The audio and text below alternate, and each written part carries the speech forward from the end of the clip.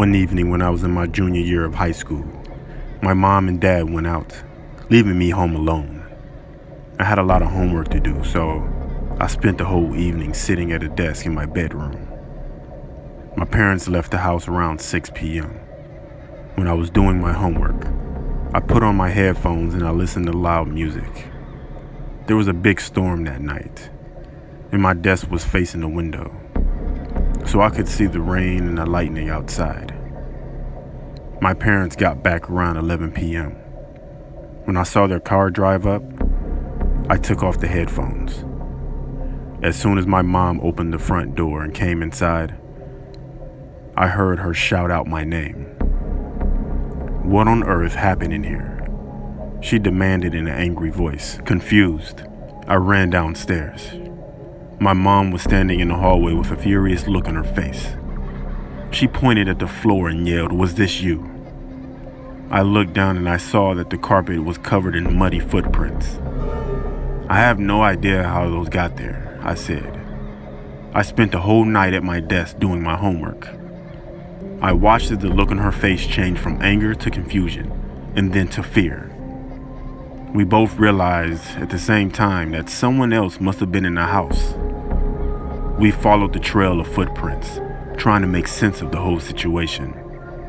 They started at the back door, which we usually left unlocked. Then we noticed something else. The footprints started at the back door, but there was no trail of footprints leaving through the back door. All of a sudden, we hear something loud, a pounding noise that echoed throughout the house.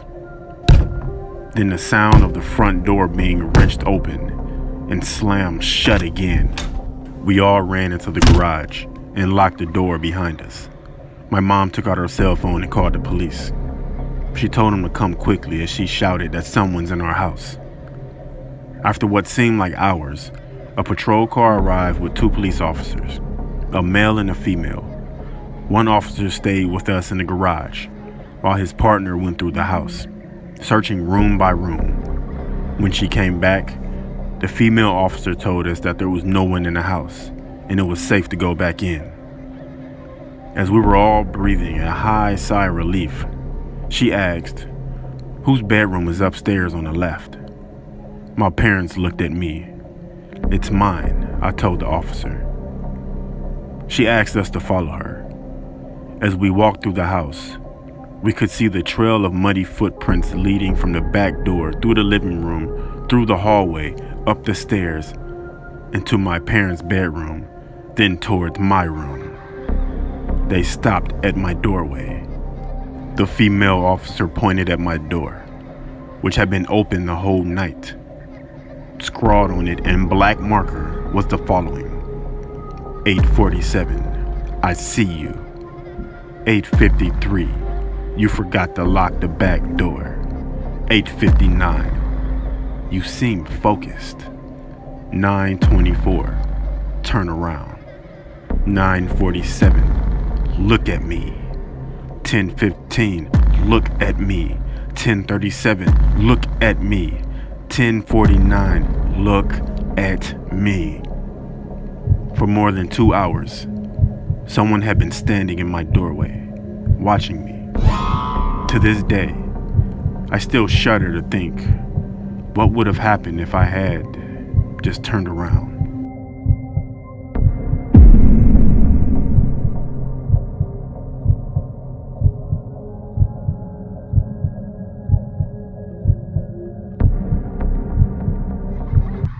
When I was a little girl, my parents took me to visit my grandmother. She lived in a little village in the countryside. Her cottage was very small and there was only one bedroom. My grandmother slept in one bed.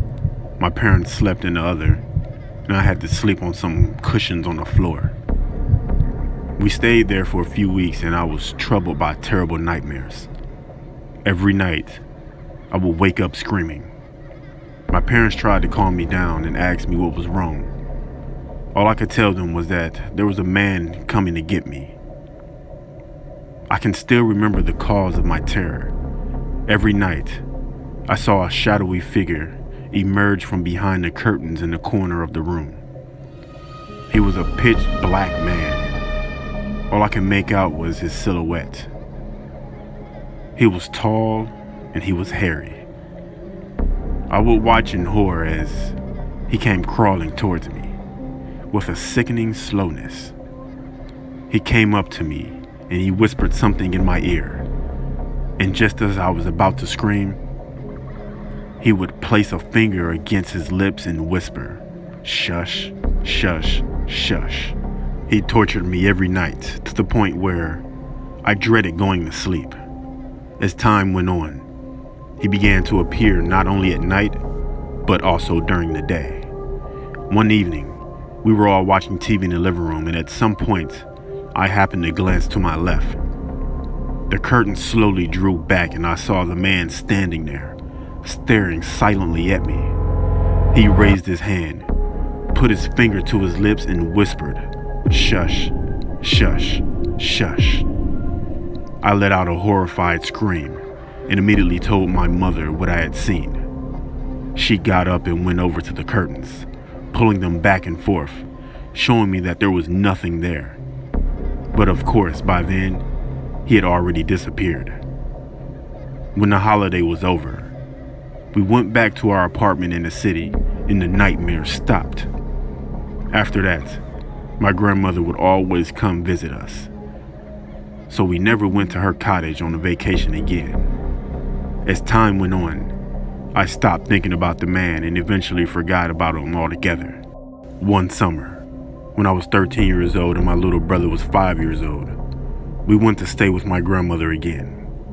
My parents were in the kitchen, having a cup of tea with my grandmother. They asked me to get my little brother ready for bed. When I was preparing a mattress on the floor for both of us to sleep on, my little brother was sitting on one of the beds. I noticed that he was being usually quiet. When I looked up, I saw that he was staring at something. "What's wrong?" I asked. Then suddenly he jerked his head around and looked at me, his eyes wide with fear. He looked at me, pointing at the curtains. The shush-shush man is standing there. Needless to say, my brother and I spent the night sleeping in the kitchen, and we never went to visit my grandmother's cottage again.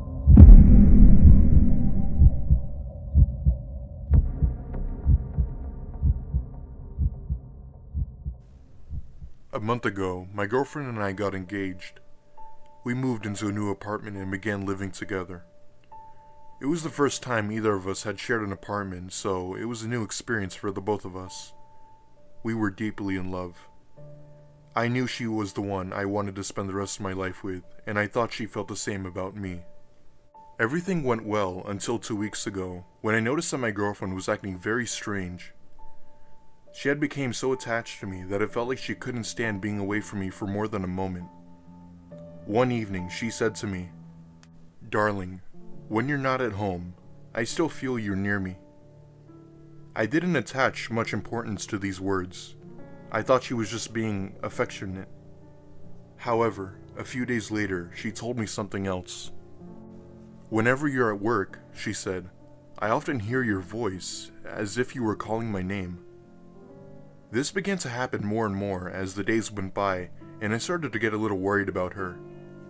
One day, when I arrived home from work, I found her sitting silently at the kitchen table, staring blankly at the wall with a glazed look in her eyes. I grabbed a chair, sat down beside her, and asked her what was the matter. "I think there's something wrong with me," she said. "Why would you think that?" I asked. "I saw you today," she said. "You walked from the kitchen into the bedroom and then you stood back to me, staring out the window." "But I was at work all day," I said. "I know," she replied with a sigh. That's when I really began to worry. I suspected that my girlfriend was losing her mind and starting to have hallucinations. Over the next few days, she kept telling me that she saw me in the apartment when I was at work. She could even describe exactly what I was wearing. My girlfriend was also acting more and more strange. She was getting more and more quiet, and she was terrified of being left alone. Sometimes she would just sit there silently staring at me. Last night, my girlfriend was very tired and decided to go to bed early. I held her hand and sat on the edge of the bed as she was falling asleep. Just before she nodded off, she said, "You're not here." "Honey, I'm right here," I replied. "Don't worry, everything is fine." "No, you're not here," she said. "You're in the kitchen." Just then, I heard a dull noise coming from the kitchen. It sounded like a chair scraping across the linoleum. Then, I heard the sound of footsteps walking down the hallway. Fear gripped my heart and I didn't know what to do. All of a sudden, the handle on the bedroom door began to turn and the door slowly began to open. Maybe it's just a draft, I thought as my eyes grew wide with fear. But it wasn't a draft. The door swung open and I saw a man standing there in the doorway. It was me. It's difficult to describe exactly what I saw. It was me, but at the same time it wasn't me. It was as if I was staring at myself in a mirror, but the other me had cold, lifeless eyes. The other me looked at me for a moment and then turned and left, shutting the door behind him. It took me a moment to recover from the shock, and then I sprang off the bed and ran after him. The hallway was empty. I checked the kitchen, then the bathroom, but he was nowhere to be found. The other me simply vanished. It was terrifying. And then, as I stood in the hallway, trying to figure out what had just happened, trying to calm myself down and convince myself that it was just a hallucination, I heard a faint voice coming from the kitchen. It wasn't my voice. It was the voice of my girlfriend. "We are here to stay," she said. "Forever." I realized that my girlfriend wasn't in the kitchen. She was lying in the bedroom, exactly where I had just left her seconds before. I was so frightened, I started trembling like a leaf. I ran into the bedroom, grabbed my girlfriend, and dragged her with me out the front door. We left in my apartment in that very moment and spent the night in my parents' house. Tomorrow, we will go back to pick up our things. I still can't understand what had happened in that apartment, but neither of us can bear to spend another night in there. Hopefully, when we pick our things up, all will be well and no one will be there.